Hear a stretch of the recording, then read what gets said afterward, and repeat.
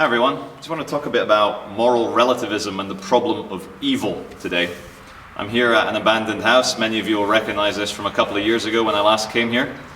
Like all of you, I've been watching the news about Edward Snowden, the support from WikiLeaks, Julian Assange, the continuing problems with Bradley Manning, the ridiculous hypocrisy of the American and British government with GCHQ on the British side spying on everyone, and how Edward Snowden has been charged with being a spy by the biggest spy agency on the planet that is actually doing the actual spying, and that we are actually living now in a fascist mental dictatorship of a ruling class that thinks that they can just throw the tax-paying public around as if they were sheep, as if they were no one.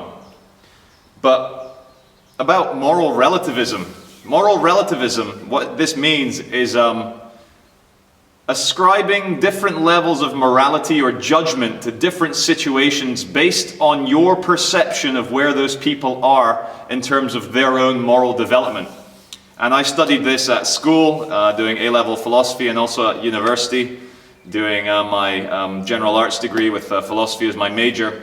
And we had all sorts of thought experiments, such as you are an explorer coming across some tribe in the Amazon or in Africa, wherever, and you are observing from a distance, and you see the tribe about to sacrifice to the gods a few young boys and girls. And you and your fellow explorers have the physical ability to stop this murder of these terrified children who are about to get their throats slit and their chests cut open for the gods. You are well armed, you've got machine guns, there's about 6 of you, there's a tribe of about 500 men and women. So what do? Do you, as a good anthropologist do you stand aside and respect their culture? Or do you go in there and try and rescue these children and do what you can to save their lives, risking the total alienation of these children, their psychological damage, and the fact that you may have to take them back to America or to Britain or wherever you live and look after them? It's a very valid point, the point of what do? Do you follow moral relativism and stand back and observe, or do you step forward and do what you think is right?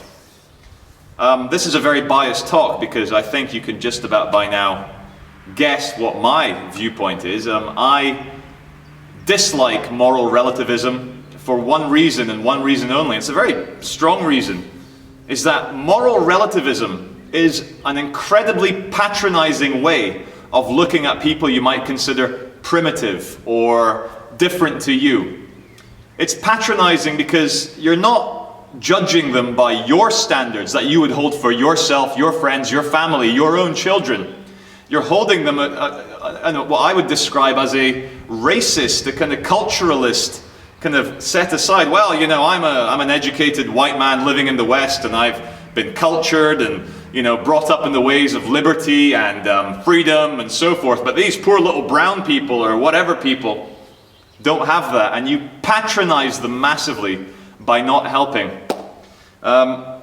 So to answer the question on this moral riddle, if I was on that expedition and I saw a tribe about to execute a bunch of innocent children for the gods, I would step in with my guns and I would say no. And I would take the responsibility of looking after those kids, because I cannot, this is me, I speak for myself, obviously it's me speaking here, I cannot imagine being able to live with myself if I stood back and watched children be murdered.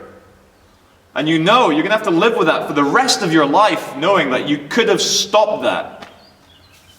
And there's a video on YouTube which I've watched the first 15 seconds of, and I was bawling my eyes out. It ruined my whole day, because it's the video of that 2-year-old Chinese girl who was run over by a van, and she was badly injured, and then another van ran her over because they just said, oh, what the fuck is this little child in the street? So they just rolled over her nonchalantly. It's like, fuck it, kid in the street, run it over.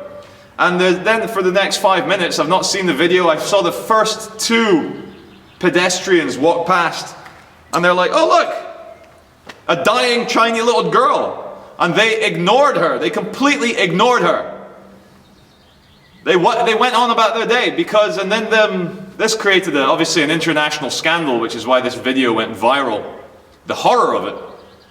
And I think a group of psychologists did a study. No, I don't think it. They did do a study. They went in there and questioned these people. They found them because obviously their faces were appearing on the CCTV. And they said, why the fuck did you not try and help that little girl or get her to a hospital or call an ambulance?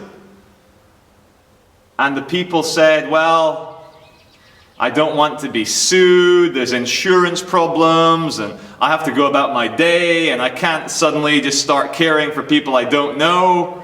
I can't just, risk being sued because, maybe by picking her up I'll just break her bones.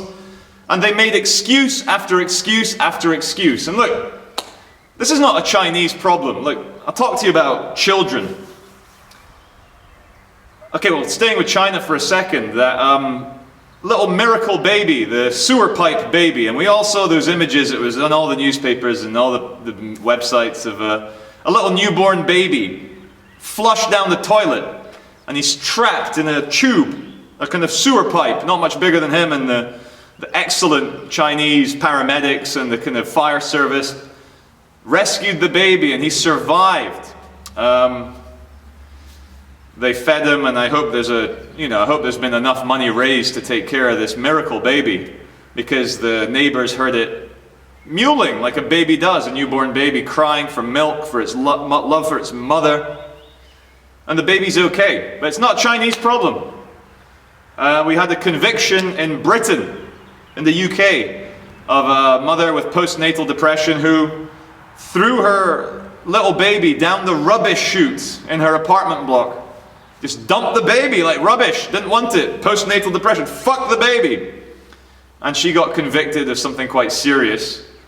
And then we saw in Spain, just another couple of days ago, a woman who didn't want to get an abortion. So she, again, flushed the baby down the toilet. This is a fucking international problem, the murder of babies, the murder of children. I mean, look at fucking Iraq and Afghanistan, look at Palestine. Look at World War II, for fuck's sake, the concentration camps. Hundreds of thousands, millions of children taken into the gas chambers, murdered. And what are we to do? We're to say, well, just respect different cultures. No, fuck it. Your grandparents, your grandfathers, died by the millions on European battlefields to prevent this kind of fascism, this hatred, this inhumanity. And the very fact that I'm able to,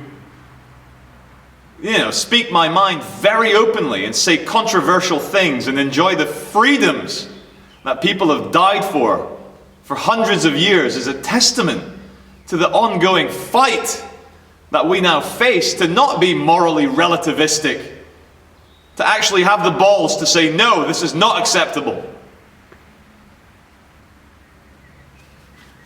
I agree with Stefan Molyneux. He says that a better world is only possible when we stop torturing and abusing children. Because it's a cycle, isn't it? Hurt people, hurt people. Hurt children grow up to be abusers. The people that are meant to look after you, your mother, your father. If they hurt you, what the fuck is the point of being alive? The people that bring you into the world suddenly don't care about you. You're just a fucking piece of flesh. Well, you're not a piece of flesh.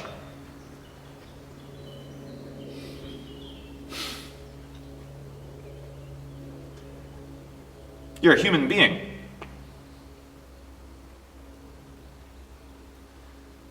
And so, what can we do? You can speak your mind like I do. And you only see, you might think, what a fucker, what a confident, arrogant twat. He comes on video and look how happy he seems. Yeah, fuck it. Because you don't see the day in, day out fucking fight that we all have to live with our fucking health, with our problems, with our family problems, with the fucking collapses of our relationships and friendships. You don't see this because people don't usually want to depress other people. They want to give a good side of themselves. I want to try and inspire you with these videos. I want to try and make a difference so that you walk away feeling fired up.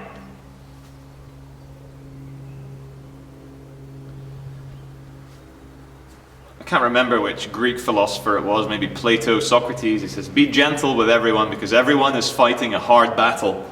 And that is true up to an extent. And here's the thing, yeah, everyone is fighting a hard battle, but it does not give anyone the right to infringe upon the freedoms and the rights, the human rights of anyone else. And here's the thing, yeah, fascists have children. Vicious people have mothers, they have fathers, they have babies, they have wives. The people in Rwanda that macheted fucking children to death, they've got wives, they've got families, they've got their own kids. What are you going to do? The Nazis that went through Europe killing everyone, they've got children, they've got wives. But it doesn't, your sentimentality can't just extend all the way where you fucking become paralyzed. Where you say, well, love and light, motherfucker, love and light, motherfucker, I'm not going to intrude, because you have to intrude. I'm not saying be partisan to a fucking flag, be partisan to a nationality, be partisan to a fucking communism, socialism, capitalism, but fucking be a human being. There's a big tribe and it's called humanity. And we're all in it. I only call myself Scottish Brazilian because people fucking ask me every day, where are you from? Where are you from? Where are you from? Where'd your parents fuck, huh? Where'd your parents fuck? I'm a human being, I'm an earthling. I'm a flesh and blood, quantum-brained, fucking perceptive, fucking cementing of the quantum reality human being, and so are you. So we need to start acting like this. And I'm sorry for being angry, but I get so passionate about this, and it's hard to express myself because just like you, each day is a struggle, a psychological struggle. To not go mad, to do the right thing, to love the right people, to do right by my son.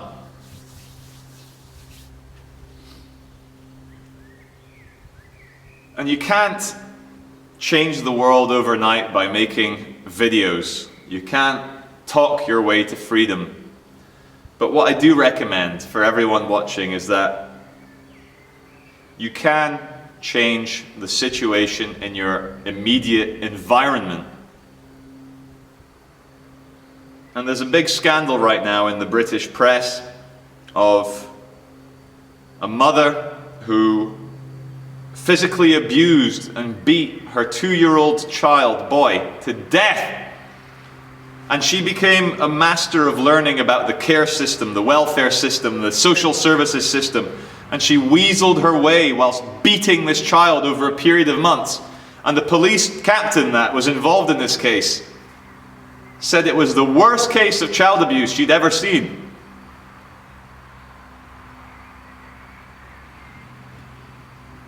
And I know there's rules, and I know the doctors and the nurses and the social workers can't just bend the rules and say, now we're going to take your kid off you, whatever, but kid would be alive if they did.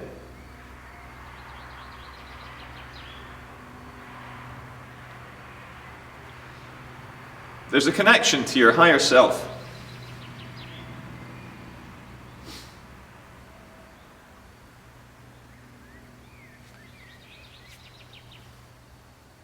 Excuse me.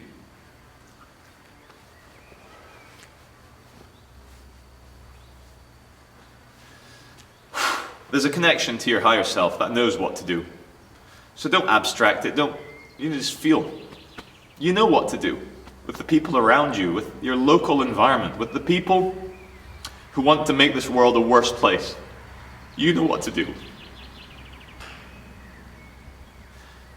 And you've got reality behind you. You've got the force of the universe on your side if you do the right thing. So just do the right thing. And that's all I have to say. I'm sorry.